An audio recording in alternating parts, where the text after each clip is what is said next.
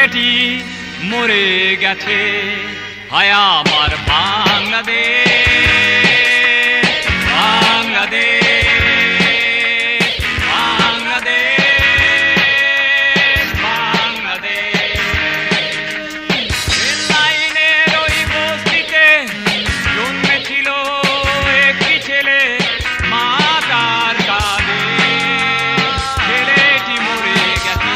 হায় আমার বাংলাদেশ।